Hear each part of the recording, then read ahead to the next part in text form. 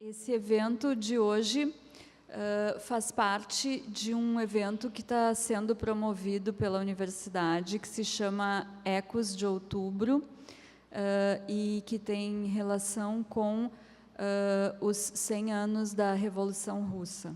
Tá? Então, a minha fala hoje é sobre a literatura, né? Como é que a literatura russa vai atravessar esse período, né?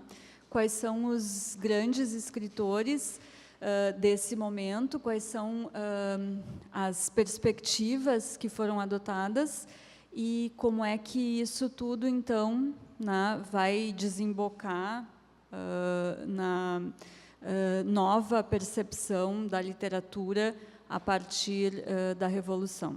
Tá? Então, essa é a perspectiva que eu adotei para falar para vocês hoje.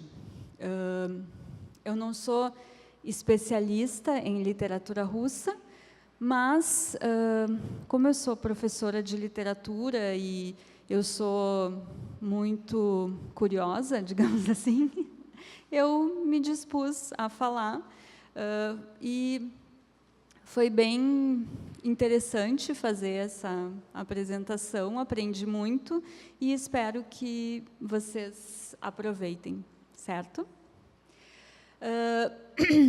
Então, eu intitulei a minha fala hoje de Akaki a Mayakovsky. Né? Já viram que eu gosto de trocadilhos e jogos de linguagem. Todo mundo, os meus alunos, em geral, sabem que eu gosto de jogos, né? Então, a literatura russa em tempos de revolução, certo? Essa é a nossa questão hoje. E para começar a falar sobre a literatura russa e a revolução, eu vou citar um autor que não é russo e que odeia os comunistas. Um autor argentino que se chama Jorge Luis Borges. Pois bem, Jorge Luis Borges, num livro chamado Outras Inquisições, ele escreve um texto fundamental, um texto que, para mim, é assim, uma das coisas mais significativas da história da literatura, que é um pequeno ensaio que se chama Kafka e seus precursores. Pois bem, para pensar essa trajetória da literatura russa até a Revolução e depois da Revolução, eu vou usar também essa ideia que está no Borges, que é a ideia de que, quando um autor é significativo, quando ele é importante, ele cria seus precursores, ou seja, ele ilumina aqueles autores que vieram antes dele, e esses autores, então, passam a ser lidos de uma outra maneira. Tá? Eu vou ler um trechinho do ensaio do Borges.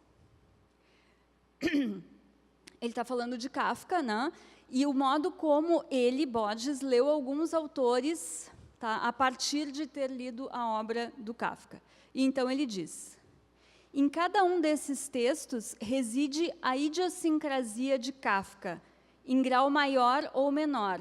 Mas, se Kafka não tivesse escrito, não a perceberíamos, ou seja, ela não existiria. Então, essa aqui é a ideia que me move nesse momento, é exatamente pensar quais são os precursores da Revolução Russa em termos de literatura.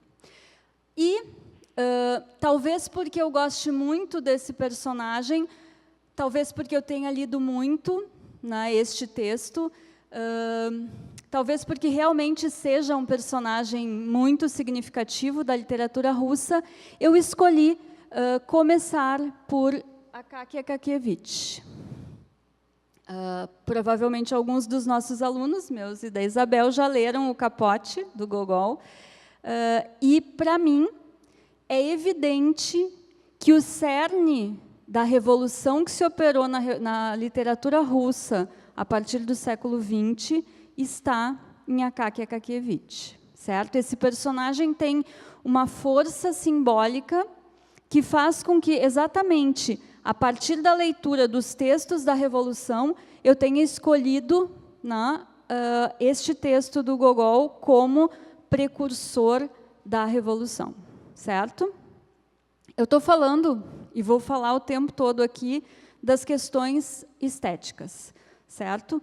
Obviamente, as questões ideológicas vão estar aqui implicadas e vocês vão observar, né, que é impossível tratar dos temas e das questões da literatura russa antes e depois da Revolução sem pensar na ideologia. Mas, quando eu falo de toda essa perspectiva revolucionária e do modo como a literatura foi sendo transformada ao longo da Revolução e mesmo antes, eu estou falando principalmente de questões estéticas. E os autores que eu trago para vocês, todos eles são autores que esteticamente fazem sentido, certo? Porque há muitos autores e tem toda uma perspectiva do realismo soviético, a partir de 1920 e poucos, que são autores muito dogmáticos, muito preocupados com as questões ideológicas e que deixaram um pouco de lado as questões estéticas. Então, a minha preocupação é com as questões estéticas. Vou falar basicamente sobre questões estéticas. Então, o Capote, do Gogol, é um texto que foi publicado em 1852. Então, vocês veem aí, né, mais de 50 anos antes da Revolução e 50 anos antes dos primeiros movimentos de tentativas de mudanças na Rússia, né? Então, um texto bem anterior a toda essa preocupação.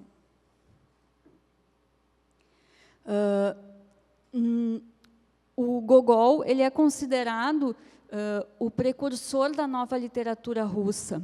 E a nova literatura russa é a literatura em que a gente está tratando de Dostoiévski, Tolstói, Chekhov, ou seja, é uma literatura quase sem precedentes, né, em termos de literatura universal. Tá? E justamente Gogol é considerado o autor que vai dar a letra, né, que vai dizer o caminho para estes autores. Então, não é pouca coisa, né? É um autor muito importante. E, neste conto especificamente, nós temos essa figura, que é a figura do Akaky Akakievitch, né? E a grande marca do Akaky Akakievitch é a precariedade, a falta de. Né? Se a gente pode caracterizar um personagem como aquele que não tem, esse é Akaky Akakievitch.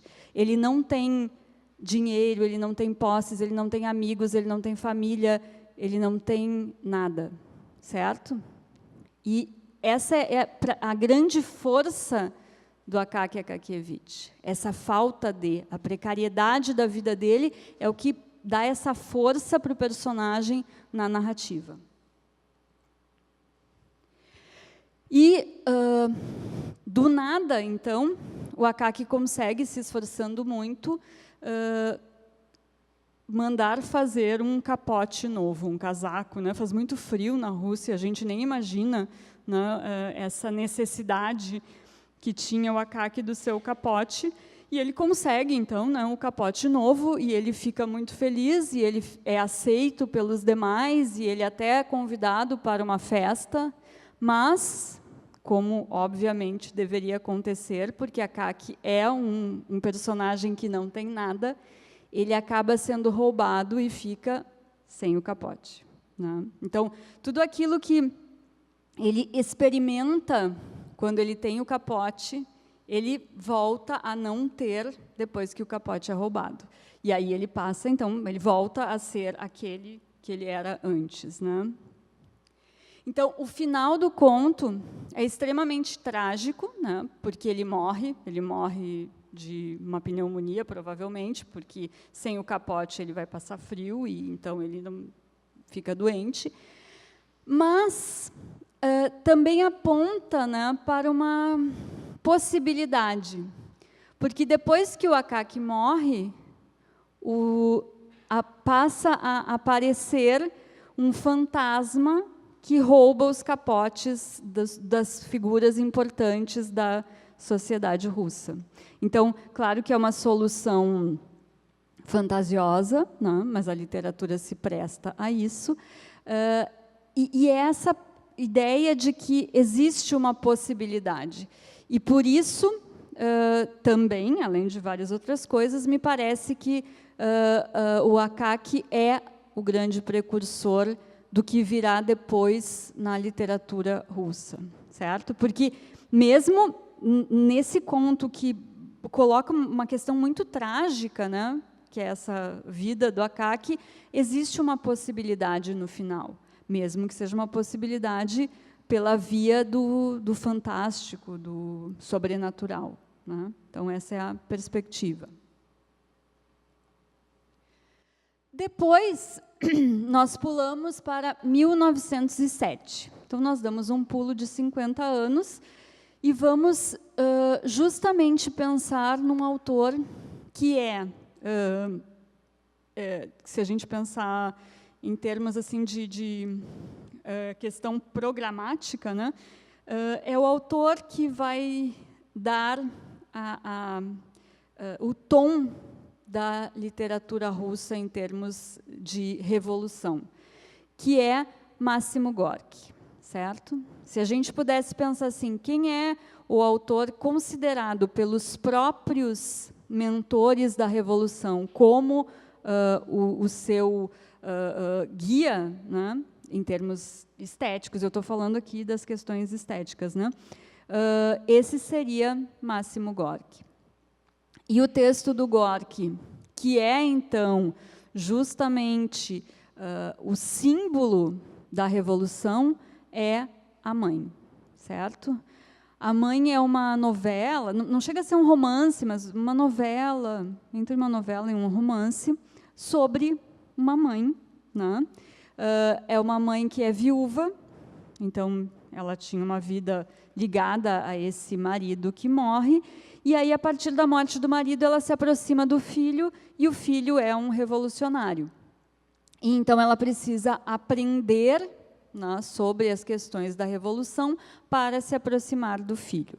Então, é um texto realmente emblemático, realmente com um conteúdo ideológico muito significativo, né, e que dá essa perspectiva, né, então, dessa mãe que precisa, num primeiro momento, se familiarizar com as questões da revolução para se aproximar do filho e, num segundo momento, tomar o lugar desse filho quando ele é preso e condenado.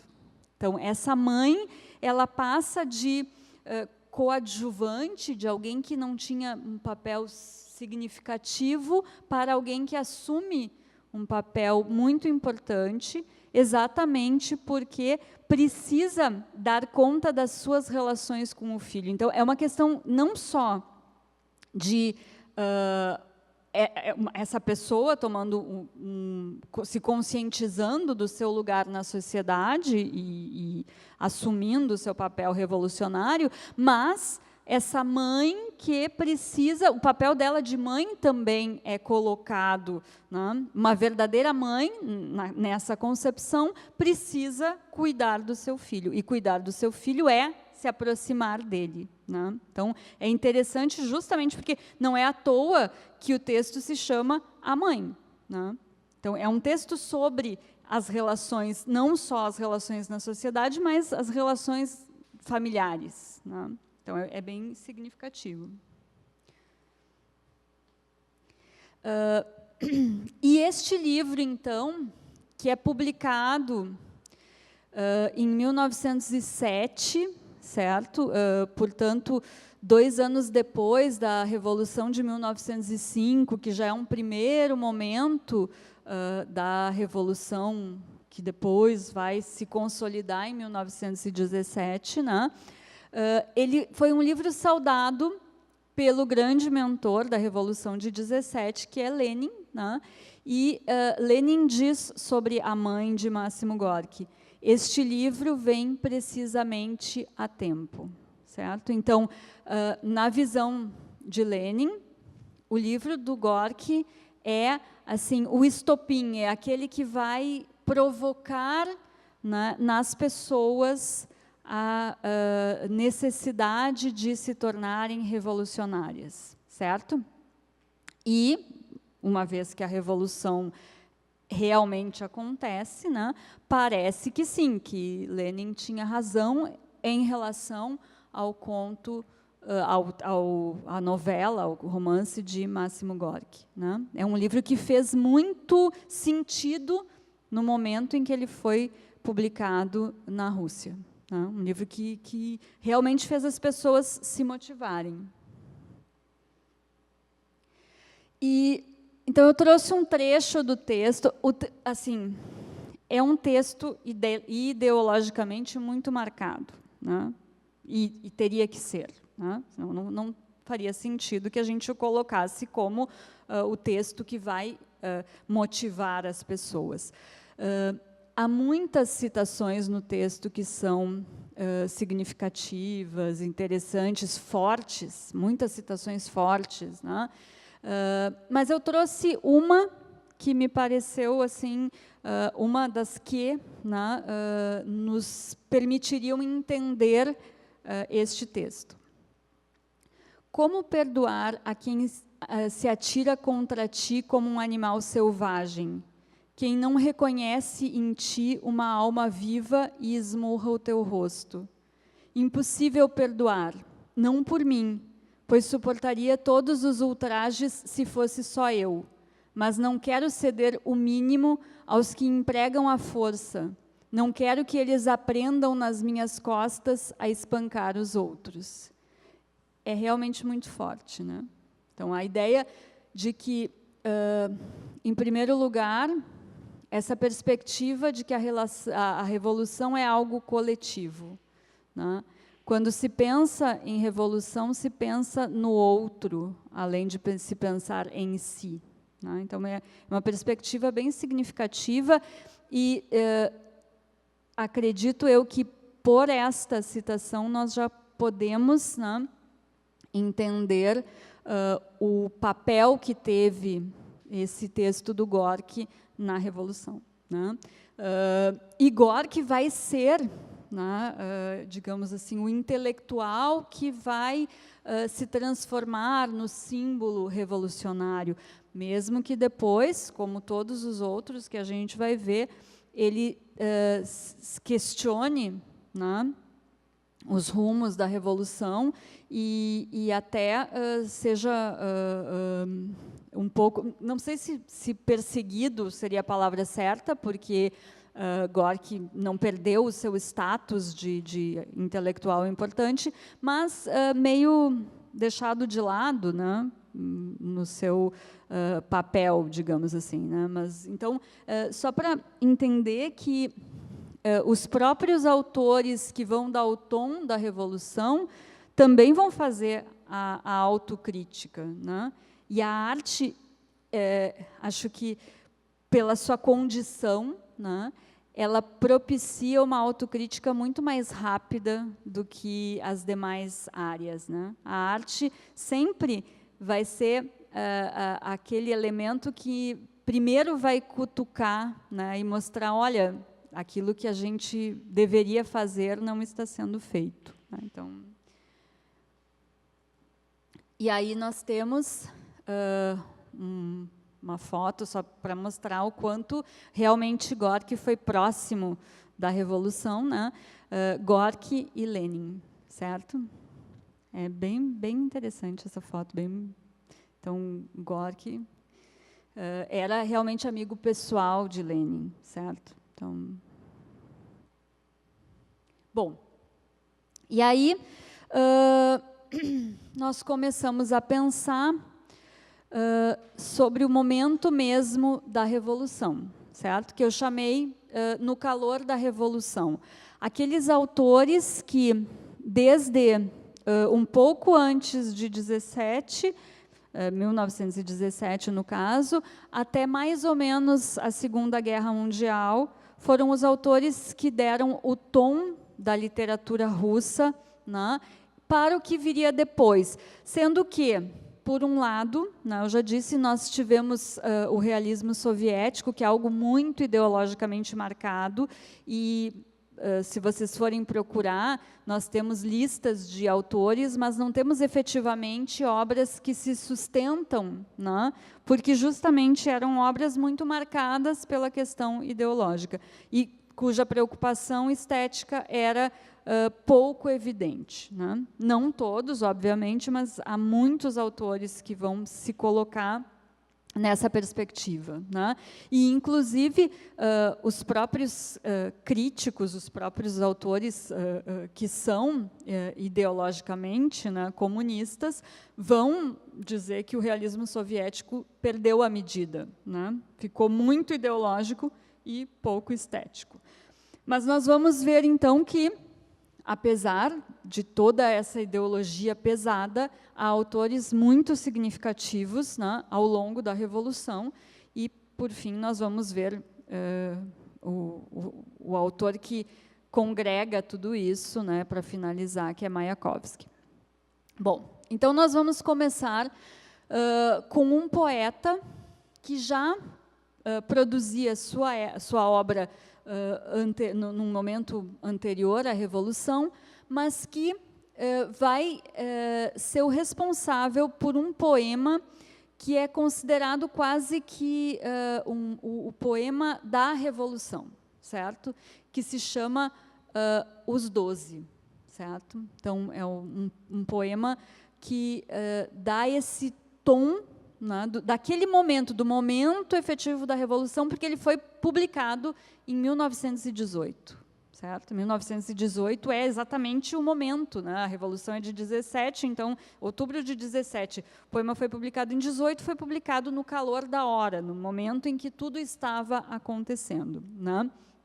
E vocês vão ver que há nos textos que eu vou trazer para vocês desse momento, né, tanto da década de 10, 20, 30, 40, esses textos todos são muito marcados pela questão das lutas, das guerras, da necessidade de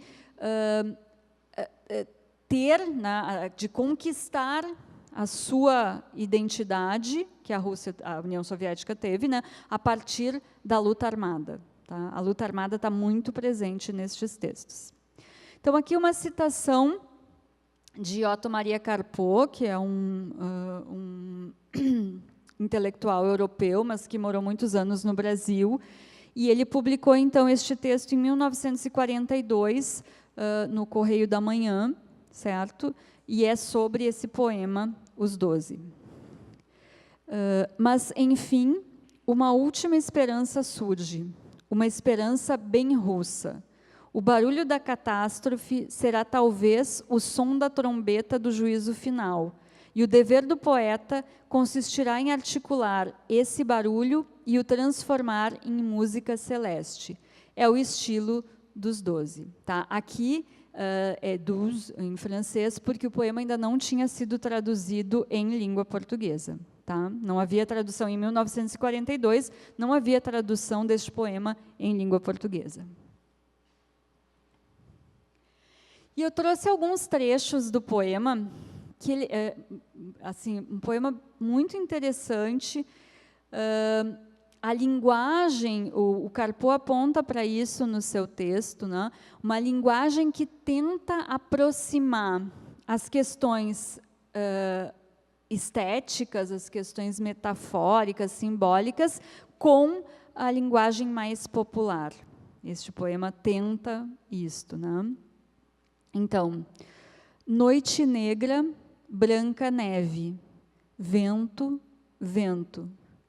Nenhum só homem se aguenta de pé. Vento, vento, por este mundo de Deus. A bandeira vermelha, os olhos lhes fustiga. Ouvem-se os seus passos ritmados. A qualquer momento pode despertar o inimigo cruel. E a neve caía nos olhos, dias e noites sem parar. Avante, avante, povo trabalhador. Então, esse poema Os 12, do Alexander Blok, tá, de 1918, é um poema exatamente sobre 12 soldados bolcheviques que vão que estão numa cidade onde neva muito, né? E eles vão então passando pela cidade e o poema vai mostrando este avanço dos 12, né? E o modo como eles são vistos pelas pessoas que estão de um lado, né, ideologicamente de um lado da Revolução, e as pessoas que estão do outro lado da Revolução. Então, é muito significativo exatamente porque tem essa marcha, né, esses soldados andando avante, avante, né, e tem toda a perspectiva do lugar, essa neve que cai o tempo todo e que faz com que ninguém queira estar na rua, mas estes soldados estão na rua, né? Porque eles têm que ir adiante, eles não podem parar. Então, é uma grande metáfora da Revolução, da própria Revolução, né? A ideia de não deixar arrefecer aquele sentimento, aquela necessidade de ir adiante, de levar a sua luta adiante, né? Então, essa é a perspectiva. O próximo autor que eu trouxe para pensar sobre essa perspectiva da Revolução é um autor, um judeu russo, tá? Que também aqui a gente tem muito essa perspectiva, depois vocês vão ver o próximo autor também é um judeu russo, de todas essas, assim, aquilo que vai ser a União Soviética, né, que é uma série é uma junção de vários locais, é também uma junção de várias etnias, de vários povos, então são questões que não adianta só resolver essa ideia de agora somos todos comunistas e vivemos desse modo, mas tem toda uma questão interna que não foi resolvida e não foi resolvida até hoje, né? Nós vemos ainda hoje toda essa questão da Ucrânia, da Chechênia, todos esses lugares que estão dentro do que foi a União Soviética e que tinham e têm ainda hoje uma série de questões entre si. Então, juntar tudo isso num caldeirão e ainda por cima com a bandeira comunista deve ter sido uma tarefa muito árdua, né? E, obviamente, a gente sabe que deu no que deu, né? Então, foi muito difícil e essas questões internas, elas não foram resolvidas. Elas simplesmente foram jogadas, né? Tipo assim, vamos deixando tudo aqui, nós somos todos um único lugar, mas realmente resolver essas questões não foi a intenção dos revolucionários de 1917, né? Então, eu trago para vocês um autor que se chama Isaac Babel, que é, pelo que eu observei nessa questão, assim, ele é um autor que, num primeiro momento, ele foi muito significativo, ele foi incensado na União Soviética, e depois ele vai ser, como os outros, em geral, né, vai ser deixado de lado, e inclusive o Babel vai ser fuzilado, né, em 1940, tá, fuzilado pelos stalinistas em 1940. Então, essa ideia de que, mesmo aqueles que, num primeiro momento, fizeram o seu papel como idealizadores da Revolução, acabam, em algum momento, caindo em desgraça, né? É inevitável. E acho que, no caso do Babel, ele foi fuzilado, mas os outros ou foram simplesmente escanteados, deixados de lado, ou se suicidaram, e etc., né? Então, essa dificuldade de aliar questões estéticas e ideológicas, né? A arte, ela não se permite ser represada. A arte precisa de espaço, precisa de amplitude. Então, essa é a grande perspectiva, né? E aí eu trago um trecho sobre o Babel, que está neste livro, que a professora Dila me emprestou, e que é muito, muito interessante, né, que é sobre os autores russos. Essa autora, ela é uma pesquisadora da literatura russa, e o livro dela é uma mescla de ficção e de ensaio. Então, ela tem algumas questões ensaísticas sobre autores importantes, como Tolstói e o próprio Babel, e tem algumas questões bem ficcionais que ela vai mesclando na história, né? E ela diz sobre ele: Babel não estava alienado da vida, ao contrário, ele a buscava, mas não conseguia vivê-la a não ser como material para a literatura. Nossa, eu achei isso muito, muito legal, sabe? Assim, a ideia de que ele não era um autor que estava fora da realidade. Tanto que os livros dele são sobre as guerras, né, que a então União Soviética, no seu primeiro momento, vai travar com os seus vizinhos, principalmente sobre uma revolta de 1920, que é contra os poloneses, né? E o texto dele é muito marcado por essa questão da guerra, da revolução, só que a questão dele ele via tudo isso com os olhos de um escritor, certo? E na obra dele a gente observa muito bem isso. Ele é um autor que vai além do realismo. Tá? Ele não fica nas questões, não fica preso nas questões realistas, ele dá um tom além, né, para essa perspectiva. E aí eu trouxe um trecho de um conto dele, né, que está no livro O Exército de Cavalaria, ou Cavalaria Vermelha, dependendo da tradução.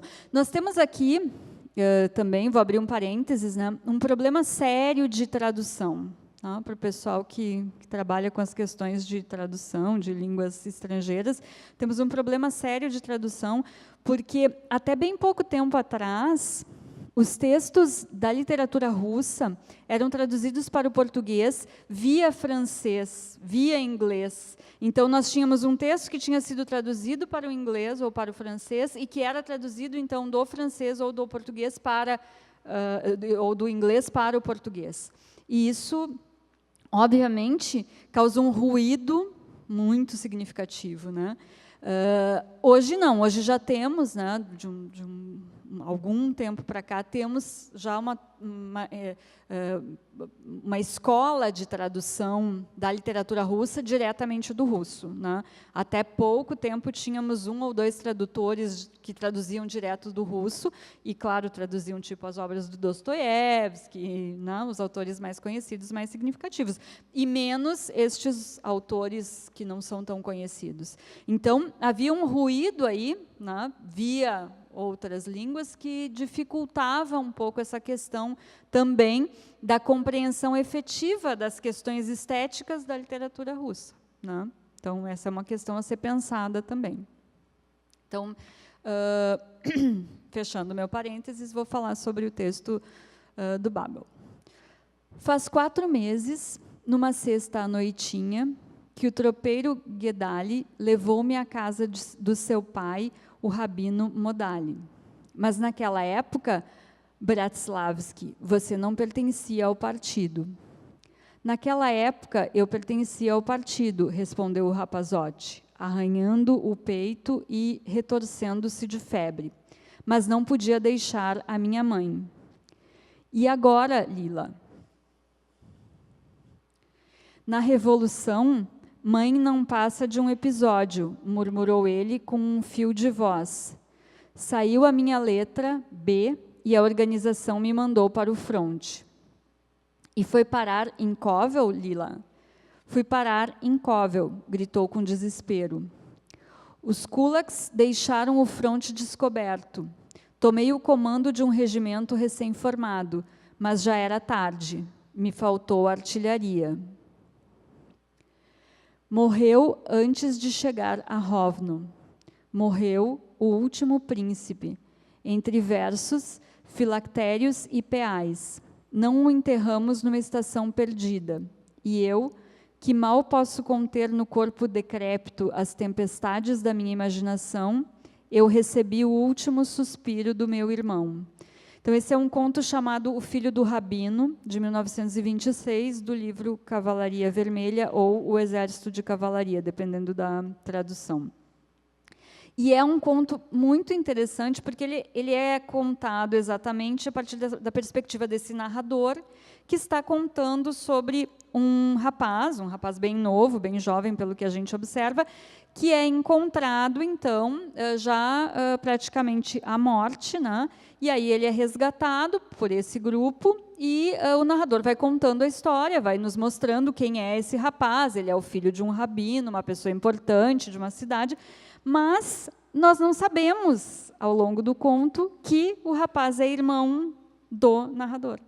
E é só no último momento, esse é o último momento do conto, que nós ficamos sabendo que o rapaz era o irmão do narrador. Então, vocês veem que é uma perspectiva, aquilo que eu falei para vocês do realismo, né?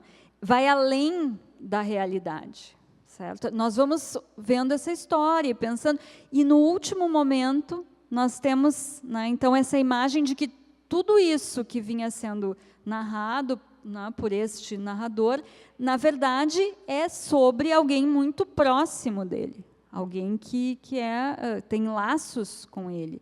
Então, é um choque final, né, e aí nós, a partir desse final, nós temos que rever, né, repensar tudo que foi trazido até aqui, né? Então, essa é a perspectiva do Babel. E aí nós chegamos a um autor que se chama Wassily Grossman, tá? Também esse livro muito, muito, muito, muito bom, recomendo. Um livro para ser lido em tempos em que as pessoas querem a revitalização do nazismo, do fascismo, né? Um livro muito intrigante sobre a Segunda Guerra e o papel dos judeus russos na Segunda Guerra, e sobre a Shoah, né? A solução final dos nazistas. Para quem não sabe, os nazistas tinham um plano que, quando tudo desse errado, se desse errado em relação à guerra, era para simplesmente aniquilar todos os judeus que estavam em todos os campos, em todos os lugares, né? Essa era a chamada solução final, era para não deixar ninguém vivo. E o Grossman tem uma reflexão sobre a Shoah, e todo assim, porque algumas pessoas acham que isso é mentira, que não é verdade, que não existiu, e ele faz toda uma reflexão sobre isso. Então, é interessante esse autor, porque ele já vai começar a produzir a sua obra num momento em que já foi consolidada a Revolução Soviética, né, a Revolução de 1917. A obra dele é muito mais contundente em relação à participação da União Soviética na Segunda Guerra Mundial, e, portanto, a partir de 1939, quando as questões internas da Rússia já estão mais, se não resolvidas, porque não se resolveram em momento nenhum, né, eu já falei sobre isso, pelo menos mais assentadas, né? E é o momento, então, desse confronto com o nazismo, né? Então, ele uma figura muito forte na obra do Grossman é a figura da mãe dele. A mãe dele foi fuzilada pelos nazistas na cidade em que ele nasceu, Berdichev, né? E ele vai ter uma relação muito forte com essa mãe, mesmo depois de ela morrer. Ele escreveu, depois que a mãe estava morta, ele escreveu 2 cartas para ela, que estão nesse livro, e que são realmente muito assim, contundentes em relação ao papel da figura da mãe na vida dele, e o fato de ele não ter nunca certeza de como é que ela morreu, por que ela morreu. Ele ficou sabendo, né, como ela morreu depois de muito tempo. Então, essa figura marca a vida dele. E o Grossman, então, foi também um grande crítico do stalinismo, certo? E por isso ele foi, né, deixado de lado, ficou no ostracismo. Um dos textos que ele considerou um texto crucial na sua trajetória foi proibido pelos stalinistas, e depois, quando assume o Khrushchev, então o Grossman vai tentar fazer com que esse texto seja publicado. Ele não consegue isso, né, mas o texto é contrabandeado para fora da Rússia e é publicado na Suíça, certo? Então, é uma questão também assim de ele não saiu da Rússia, ele ficou, né, na Rússia, mas ele foi deixado de lado, assim, totalmente relegado ao ostracismo, e inclusive a sua grande obra não pôde ser publicada na Rússia. Foi depois, né, foi publicada depois, muito tempo depois da morte dele, inclusive, né, ele morreu na década de 60, tá? E do Grossman, eu trouxe um texto, esse aqui é ele, né, ele foi correspondente de guerra, né, foi correspondente de um periódico russo na Segunda Guerra. Tá? E eu trouxe um trecho de um conto que se chama Mamãe, e é um conto muito interessante para compreender as questões da Rússia stalinista. Né? É um conto da década de 40, e é a história de uma menina que vive num orfanato, e essa menina é adotada por um casal, né, cujo marido, o pai, né, da menina, então, é um alto funcionário, né, da burocracia russa, da burocracia soviética daquele momento. Mas, além das questões que estão aqui implicadas, né, nesse conto, a menina tem... todo o conto é narrado da perspectiva da menina, a Nádia. E ela tem, então, uma visão dos homens que vêm visitar o pai, que é um político, e os homens que vêm visitar a mãe, que é uma intelectual. E há um amigo da mãe que ela descreve assim: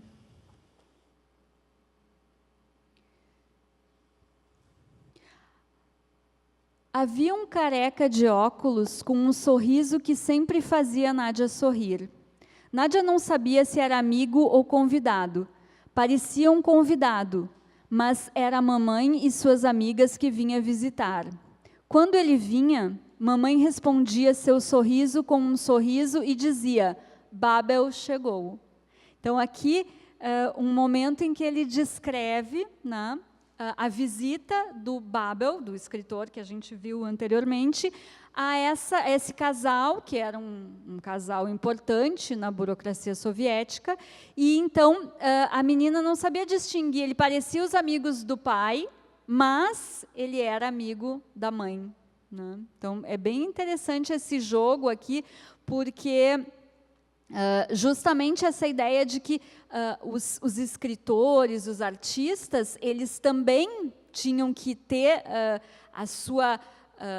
digamos assim, o seu trânsito com a burocracia russa, certo? Porque eles queriam produzir a sua obra, eles não queriam estar totalmente deixados, né? Eles não queriam estar no ostracismo, eles queriam produzir. Então, acho bem significativa.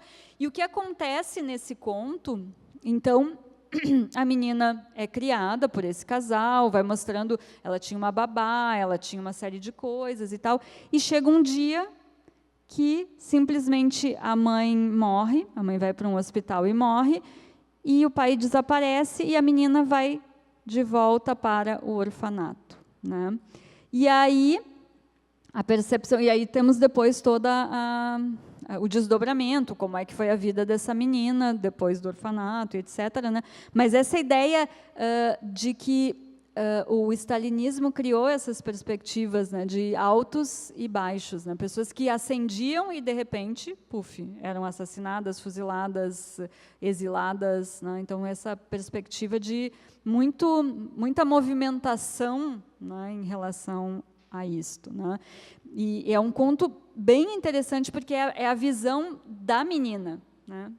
O narrador está grudado nela, está colado na visão dela, e a gente então percebe que o quanto parece estranho, né? Sair do orfanato, ter tudo, voltar para o orfanato. Então, esses altos e baixos que são uma metáfora, obviamente, da situação do stalinismo na Rússia. Bom, e aí nós chegamos àquele que me parece ser o ponto alto da revolução estética russa, né? Que é o poeta Vladimir Mayakovsky. Mayakovsky me parece ser o autor que congregou todos estes elementos de realmente elementos estéticos revolucionários, né, a fim de produzir uma obra que tinha, por um lado, toda uma intenção de assumir a sua filiação à Revolução Russa de 1917, mas que, ao mesmo tempo, conseguiu mostrar o quanto é impossível estar colado ideologicamente a qualquer ideologia, né? E, ao mesmo tempo, ter liberdade para produzir, certo? É algo muito complexo, é uma relação muito difícil, certo? Mas é certo que Mayakovsky é aquele que vai dar o tom da literatura russa do início do século e depois, certo? Se a gente pensar na evolução da literatura após 1917, é Mayakovsky que abre o caminho, né? Então, essa é a perspectiva aqui.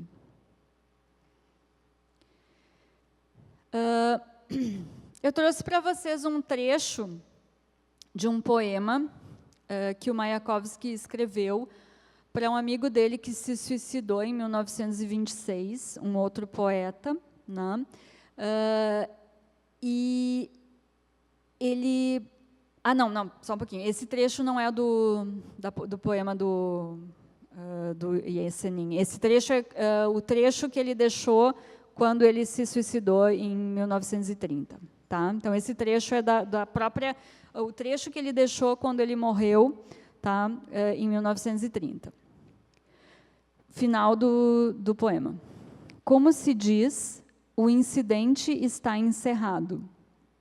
O barco do amor quebrou-se contra a vida cotidiana.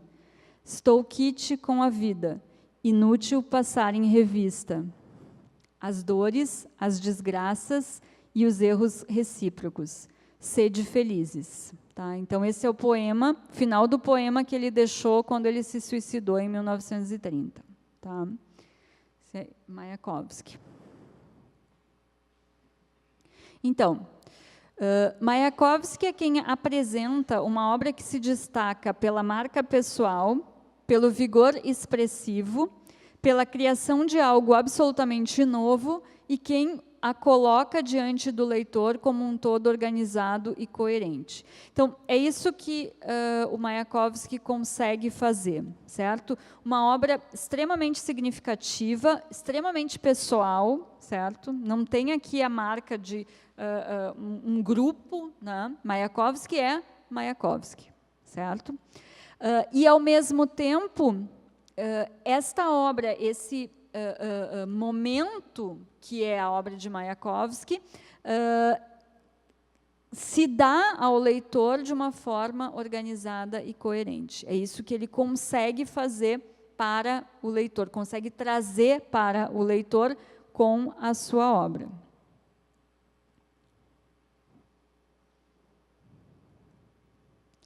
E então aqui o poema que ele escreveu para o seu amigo Sergei Yesenin, tá, que se suicidou em 1926. Tá?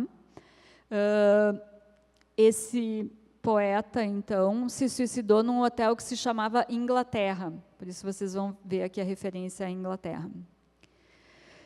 Talvez, se houvesse tinta no Inglaterra, você não cortaria os pulsos.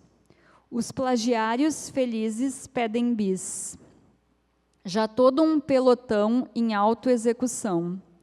Para que aumentar o rol de suicidas? Antes, aumentar a produção de tinta. Agora, para sempre, tua boca está cerrada.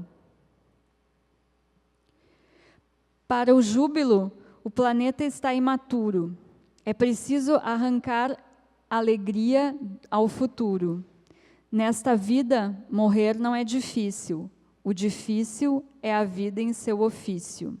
Tradução do Haroldo de Campos, tá?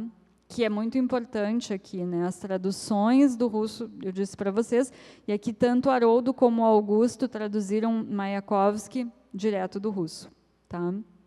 Então, guardem aí este poema, nós já vamos falar sobre ele. Aqui está o Mayakovsky.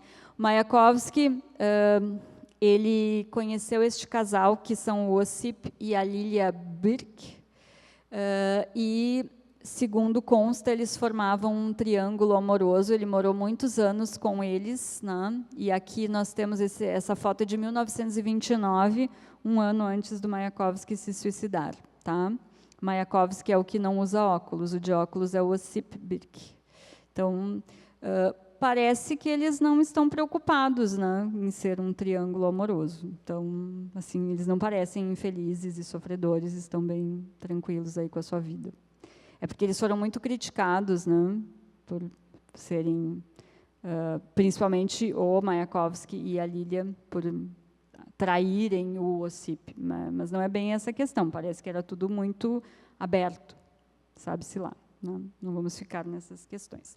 Bom, então, Mayakovsky, além de escrever poemas, ele também se preocupou com a questão de como fazer versos, certo? Então, ele escreveu um texto que eu li neste livro que se chama Poesia e Revolução, certo? Que é este meu é em espanhol, mas tem traduções em português também deste texto, né? E neste texto, o Mayakovsky ele pensa sobre como escrever versos, como escrever poesia, né? E por que escrever poesia. E a grande preocupação dele é com uma ideia que existe ainda hoje, né, de que só algumas pessoas podem escrever versos, só as pessoas iniciadas e as pessoas que, então, são fadadas aí ao trabalho poético, né, que podem escrever versos. E, então, ele se propõe a dar algumas dicas de como é que se deve escrever versos, que não são regras, absolutamente, né, mas são questões, vocês vão ver, bem significativas. Então, a primeira questão, a presença na sociedade de um problema cuja solução é concebível apenas a partir da criação de uma obra poética. E aqui nós já começamos muito bem, né?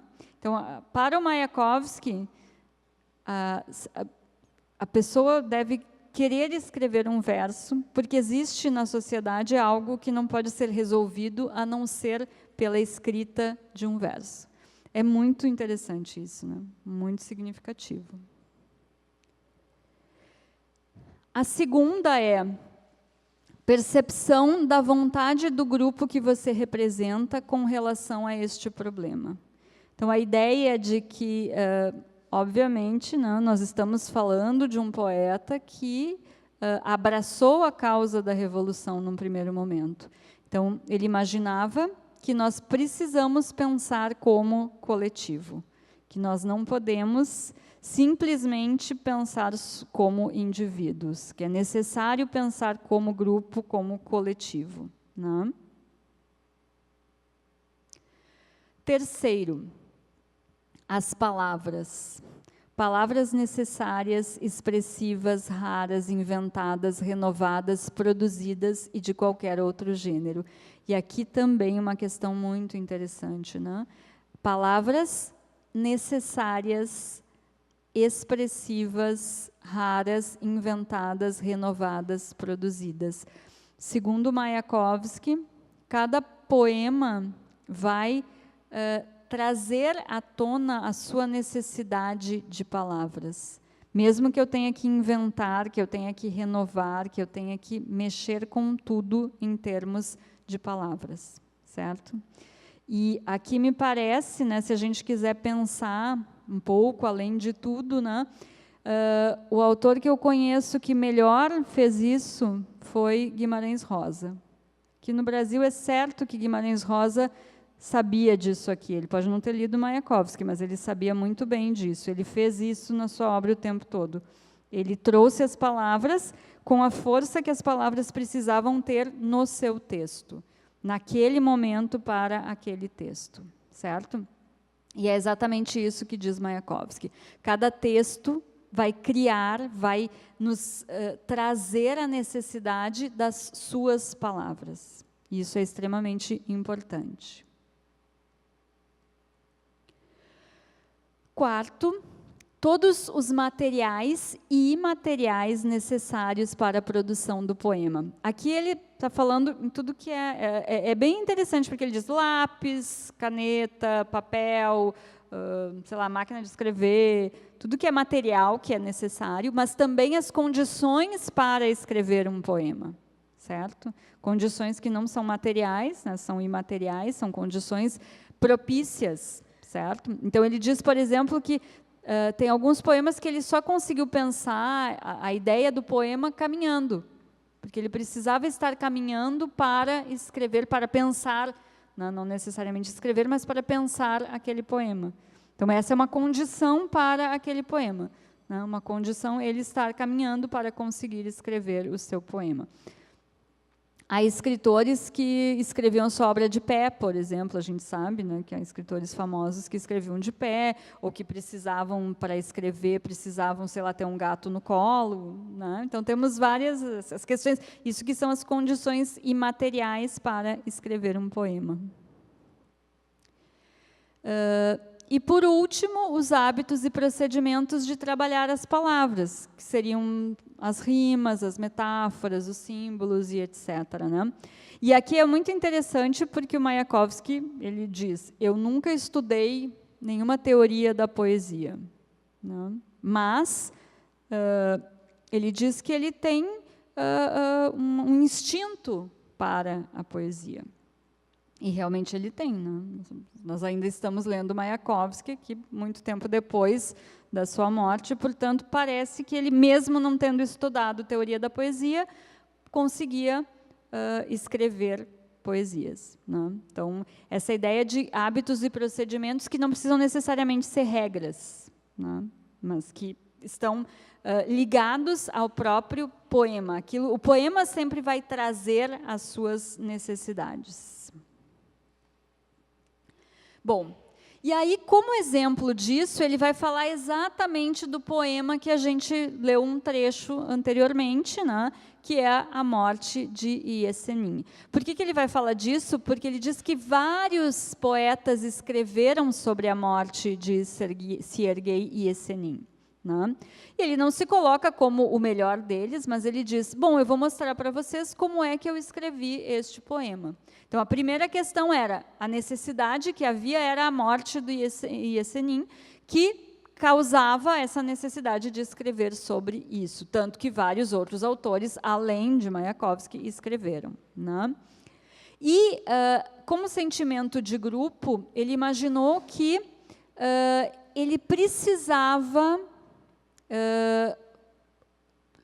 refletir, né, ou paralisar refletidamente a ação contida nos últimos versos do poeta. Então, antes de morrer, o Yesenin cortou os pulsos, tá? E ele escreveu com sangue na parede estes últimos versos, tá? Mas ele não morreu porque ele cortou os pulsos. Depois disso, ele se enforcou, tá? Então, ele viu que não estava morrendo, simplesmente cortando os pulsos. Depois de escrever com sangue na parede, ele se enforcou. E os versos finais desse poema que ele escreveu com sangue na parede são: se morrer nesta vida não é novo, tampouco há novidade em estar vivo. Certo? Então, estes são os versos finais do poema, na tradução do Augusto de Campos. Então, ele diz: um dos momentos mais importantes de uma poesia é o final. Na poesia sobre Yesenin, naturalmente, o final é a paráfrase dos últimos versos do poeta. Então, vamos voltar lá para ver. Tá, estes são os últimos versos. Se morrer nesta vida não é novo, tampouco há novidade em estar vivo. E aqui no poema nós temos... Nós temos os últimos versos do poema do Mayakovsky. Nesta vida, morrer não é difícil. O difícil é a vida e seu ofício. Então, vocês veem que é realmente uma paráfrase, né, do poema do Yesenin, certo? Opa, por que eu estou voltando tudo?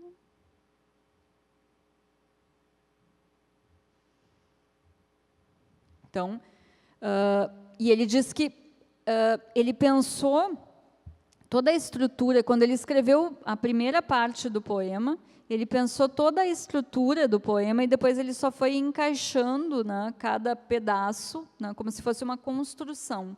Então, ele primeiro criou um molde, né, que seria esse início, e depois ele foi encaixando até chegar a esse final, que é uma paráfrase, né? O texto, o poema que o Yesenin escreveu na parede do Hotel Inglaterra e a paráfrase que ele faz para finalizar o seu próprio poema.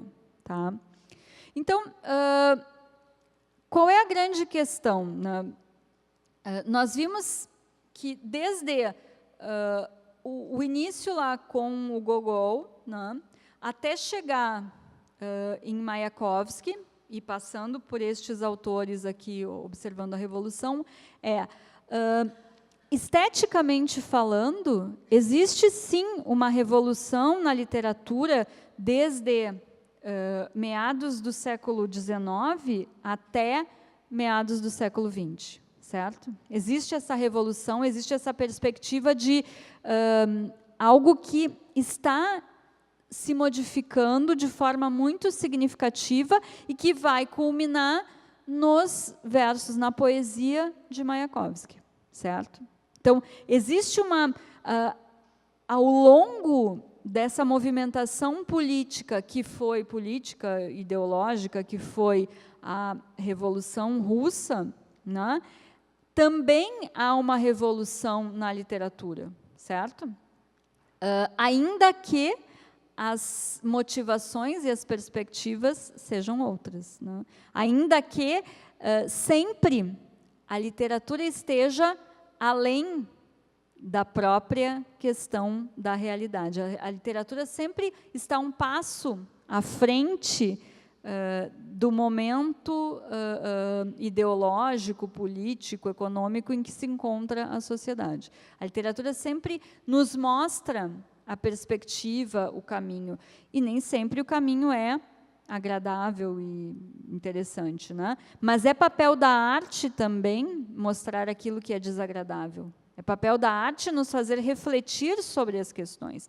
E por isso, vocês viram, eu falei de vários autores aqui que, num primeiro momento, foram considerados os autores, né, filiados à Revolução, e que depois acabaram tendo uma autocrítica, né, que os fez pensar sobre o que não estava tão bem assim e os levou a serem preteridos pelo regime ideológico, certo? Então, a ideia é sempre essa. A literatura, enquanto arte, né, porque esse é o papel da arte, ela não está fechada com nenhum tipo de ideologia. A literatura ela precisa de amplitude, ela precisa de abertura. No momento em que se fecham as comportas, a literatura vai sair pelos furinhos, né? Vai abrir furos para sair.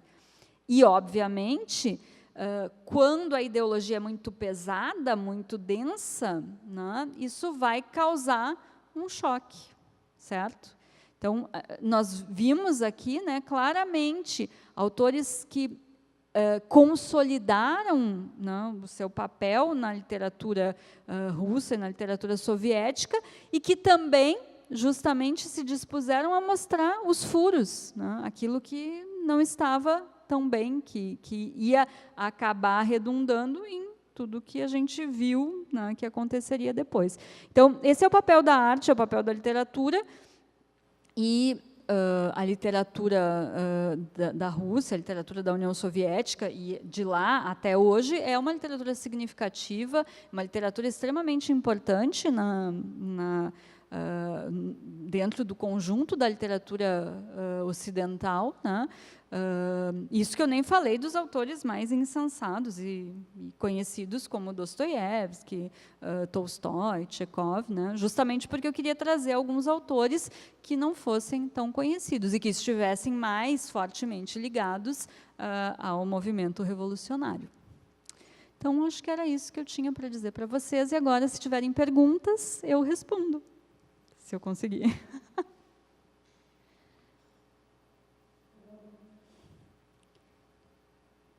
Perguntas? Uhum.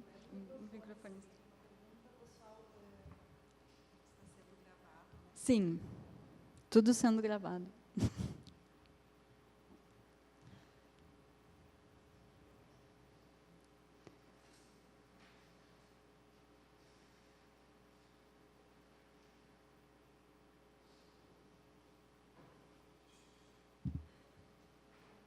Sim, enquanto vocês pensam, eu apenas queria comentar, Márcia, o quanto é pertinente, né, essa abordagem nesse momento, claro, obviamente por esses 100 anos, né, da Revolução Russa, e de como isso foi representado, né, pela literatura. E na semana passada eu tive a oportunidade de estar numa mesa de uma banca, na verdade, de iniciação científica, junto ao Carlos Baumgarten. Uhum. E ele fez uma observação muito interessante de que os autores ou os escritores, os literatos, eles nem sempre estão, não se pode dizer assim, à frente de seu tempo. Eles estão no seu tempo, né? Sim. E aí você apontou muito bem isso, né? De que eles percebem, na verdade, muito antes, talvez, né? Pela arte, pela literatura, se percebe questões muito antes do que a sociedade em si consegue ler, né? Junto com eles, né? E a gente pode fazer um link perfeito com o momento. Acho que a gente não pode deixar. Vocês talvez tenham lembrado de uma exposição que foi censurada e que, nesse momento, não é levada, por exemplo, ao Rio de Janeiro, né, por questões ideológicas. Uhum. Né? Então, quanto a arte, né, no momento que se é que é papel impede, da arte, né? É papel da arte, da literatura, causar desconforto. Então, esta ideia de que eu não vou a uma exposição porque me causa desconforto, é uma ideia completamente alijada do próprio papel da arte na sociedade. Se a arte não causa desconforto, ela não está cumprindo o seu papel, né? Isso diz o Kafka. O Kafka diz, um livro tem que provocar uma sensação de como se eu estivesse levando um soco, como se eu estivesse sendo machucado, porque o papel da literatura é este. Sim, a arte como deleite, simplesmente, ela, assim, não que esteja errado, não, também eu posso ter essa perspectiva do deleite, mas não é apenas esta a perspectiva, né? E esta ideia de, eu não colocaria este quadro na minha sala. Bom, um quadro não é feito para estar na nossa sala. O quadro é feito para estar no museu e para causar este espanto, muitas vezes. Então, acho que há uma completa dissintonia com a própria perspectiva do que seja a arte e do papel que a arte representou na sociedade até hoje, né? Em momentos muito críticos, como é o momento, por exemplo, do nazismo, que o Grossman nos apresenta aqui, né? São momentos em que a arte foi crucial para dar esse tom de, olha, tem alguma coisa muito errada acontecendo aqui, tem alguma coisa muito estranha, né? E a arte não pode se furtar a este papel. Então, essa é a perspectiva. E outra questão é que a arte sempre vai trazer as vozes de todos, né?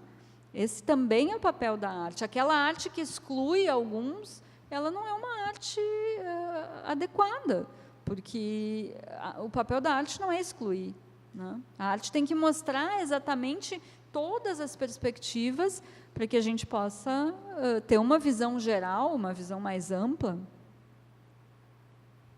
Professora, eu fiquei na dúvida ali que a senhora falou do Gorky, e se ele foi usado, o texto ali, no caso a mãe, foi usado de maneira panfletária.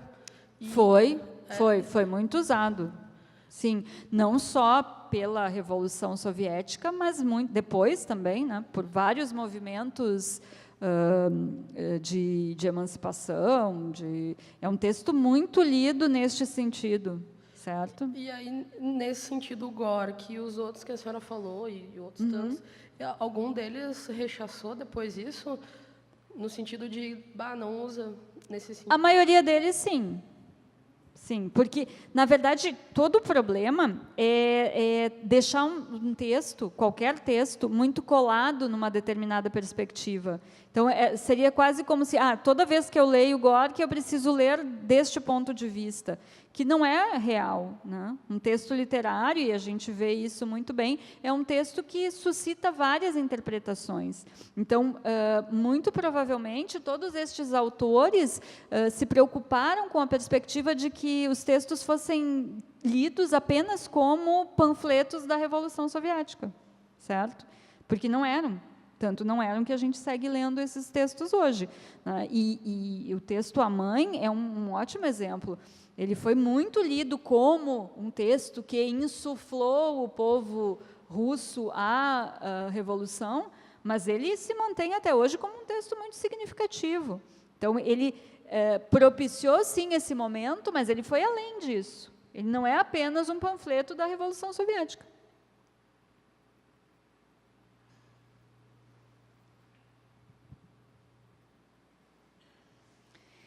É uma grande oportunidade, Márcia, né, de trabalharmos isso que você abordou hoje. Não se consegue trabalhar, às vezes, em sala de aula o suficiente, né? Trazer toda essa literatura e esses exemplos. Isso aqui é uma oportunidade ímpar, né? Eu acho que para os procurei trazer autores que não fossem tão conhecidos, justamente porque no curso de letras nós quando conseguimos trabalhamos um Dostoiévski, um Tchekov, um Tolstói. O Gogol a gente trabalha sempre, mas é porque nós somos apaixonadas por ele. Eu me apaixonei por tua influência, Márcia. E o pessoal da teoria acaba tendo que ler, né? Sim, na teoria é muito difícil ter passado pela teoria e não ter lido o Capote. Mas vocês veem, né? Vocês conseguiram acompanhar o fio de que o Capote está no início de tudo. Sem o Capote, não seria possível a Revolução.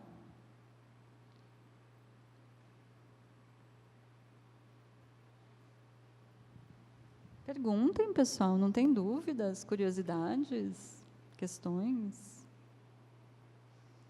Já tinham ouvido falar de algum desses autores?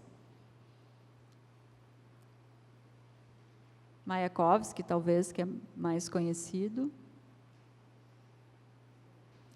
Lá em Labirinto a gente fala, né? Eu falo assim, mas é realmente assim, é telegráfico quase, né? Então a gente fala um pouco desses autores, né, mais realistas e do realismo russo, que muito vinculados ideologicamente, de que eles justamente não conseguiram daí, né, avançar, né? Mas é assim algo realmente é um recado praticamente, né? A gente sim, não avança. o realismo soviético foi muito mais uma escola ideológica do que uma escola estética, né?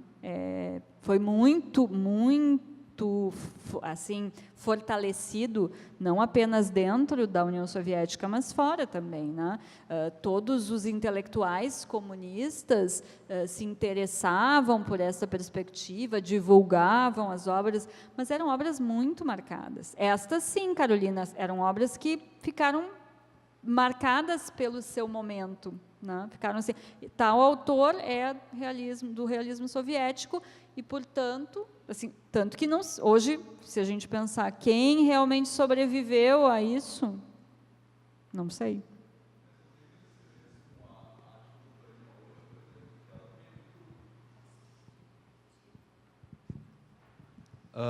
Não tem muita semelhança com a arte contemporânea hoje, isso de ser muito marcado pela ideologia, porque não tem uma linha estética, normalmente. Por exemplo, numa exposição de arte contemporânea, tu entra e não tem um padrão estético que todas elas seguem, um movimento estético. Mas é diferente, né? Porque o realismo soviético era marcado, inclusive, na escolha das temáticas, era tudo muito padrão. E essa era a grande questão, né? O grande problema era a padronização, e não a perspectiva de ter muitas possibilidades. A arte sempre vai ser marcada ideologicamente, João. Não tem como, assim, não existe um artista que esteja solto, né? A ideologia vai estar, porque se ela não está, é porque de alguma maneira ela está, né? Então, assim, o fato de, num momento em que todo mundo fala sobre uma coisa, não falar sobre aquilo também é estar marcado ideologicamente, né? Mas o grande problema é quando a ideologia suplanta totalmente a estética.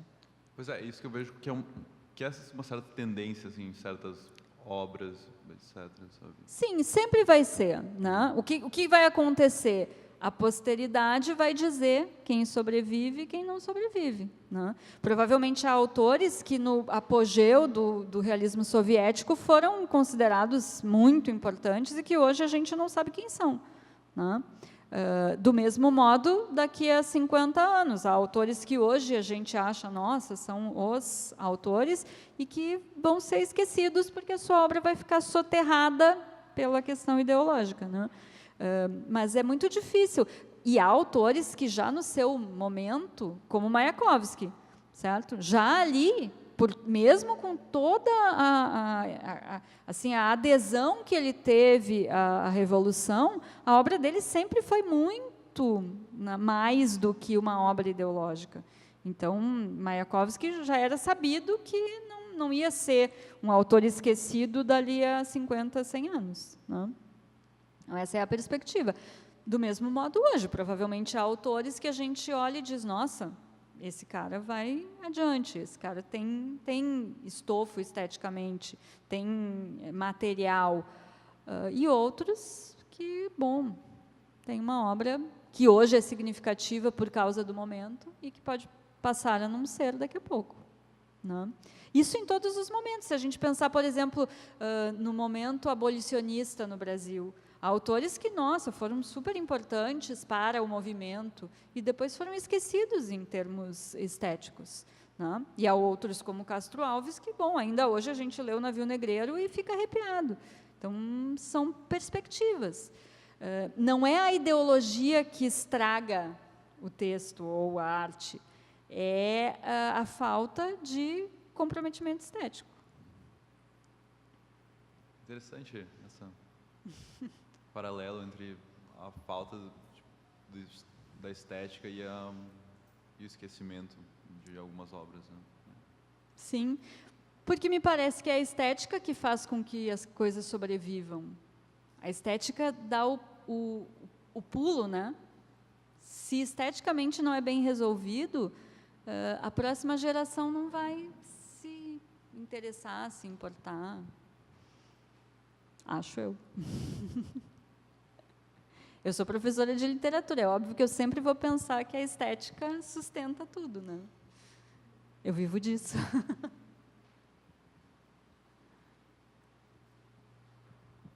Professora, os contos de Colimar estão inseridos aí, porque ele estava ele foi exilado, né? Sim, sim. Nessa mesma linha do Babel, do Grossman, esses autores dessa época.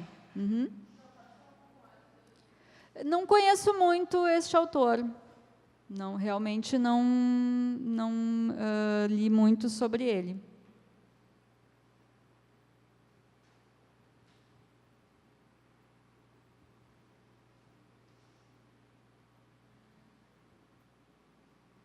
Mais alguma questão, alguma dúvida?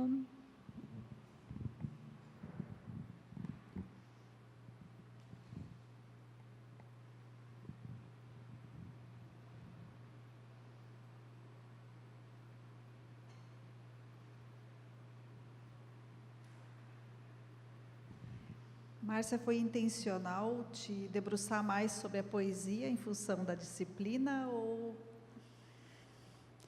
Que a poesia... na verdade, assim, né, foram... Pelos autores. É que a poesia sempre é mais visível, né? Bem mais visível as mudanças estéticas. E, desde o princípio, quando eu comecei a pensar, quando eu comecei a ler sobre, né, a figura de Mayakovsky se destacou muito, porque já um pouco antes da Revolução, ele começa a pensar sobre a modificação estética, a modificação do texto. Então, me pareceu que havia essa sintonia, aquilo que estava efervescendo na sociedade como ideologia, estava efervescendo já na poesia de Mayakovsky como estética. Então, a mim me pareceu que esse vigor da literatura, da revolução na literatura, estava em Mayakovsky. E, por isso, eu tentei formular todo um percurso para chegar a Mayakovsky, né? Mas é evidente que demonstrar as questões estéticas é muito mais visível na poesia, né? Ou no texto, na prosa poética. Então, essa é a perspectiva, né? E também como a disciplina de hoje, a minha disciplina de hoje é poesia. Eu não queria fugir muito. Eu puxaria só para a questão e o texto dramático, onde é que ele estaria, até em função da nossa literatura, né, que não tem muita expressão. Vários destes autores vão ter textos dramáticos, né? Gogol tem, né, textos dramáticos, Gorky tem textos dramáticos, né? Inclusive alguns textos até mais panfletários do que o texto da mãe. Mayakovsky tem texto dramático, né? Então, o drama, ele perpassa também toda a literatura russa, né? Existe um tom muito significativo no drama russo. Então, poderíamos, sim, pensar por aí, né? Desde o Gogol até Mayakovsky, nós certamente conseguiríamos analisar alguns textos dramáticos. Enfim, a gente sempre deixa o drama meio de lado, né? Quando não é literatura inglesa, que assim, a primeira coisa que a gente pensa, não, se não trouxer Shakespeare, nós somos heréticos, a gente sempre deixa um pouco o drama de lado, né? Infelizmente, porque o drama é muito significativo.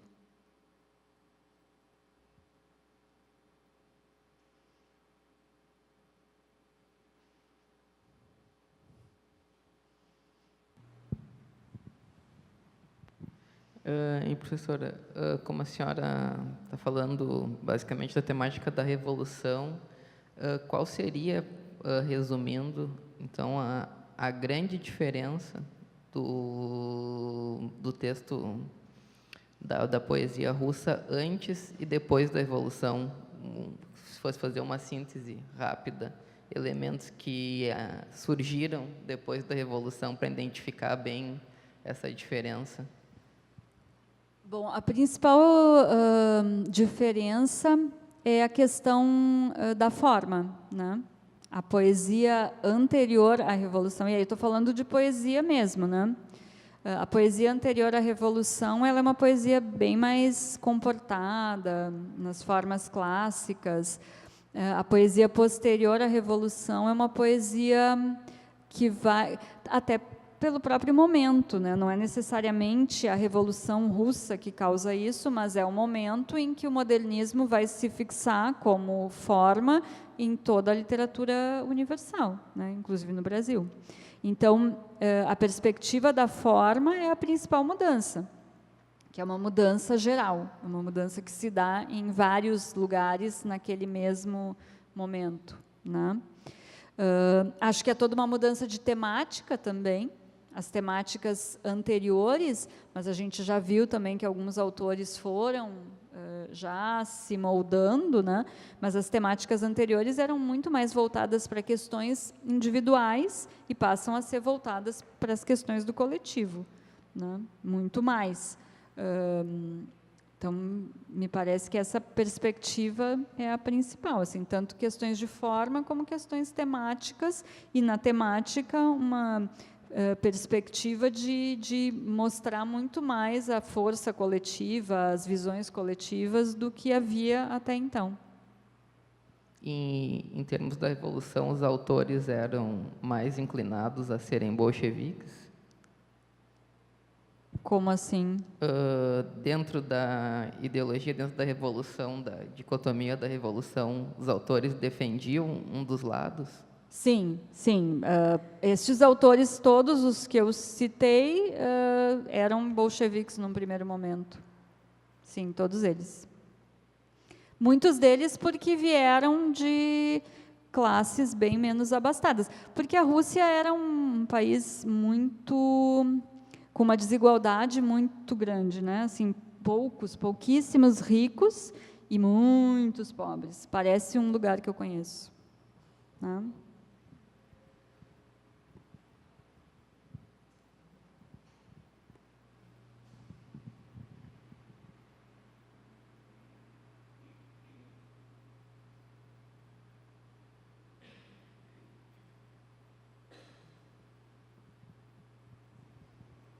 Sem mais perguntas. Uma coisa importante também, pessoal, é pensar que depois, eu não falei sobre isso, né?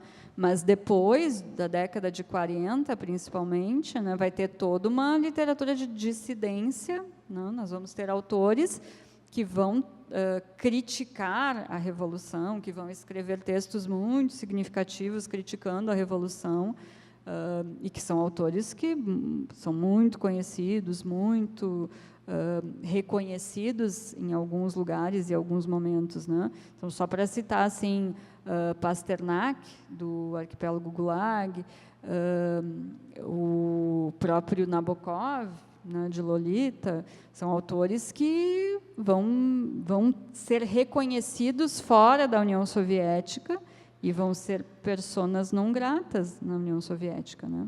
Inclusive autores premiados, né?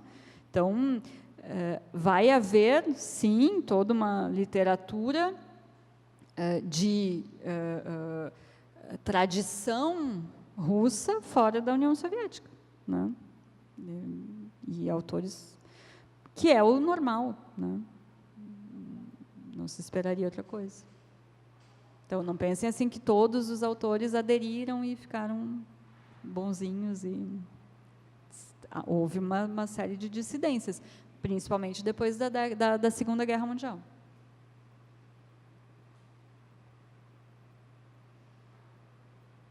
Então está. Então, por hoje, encerramos a nossa noite de literatura russa.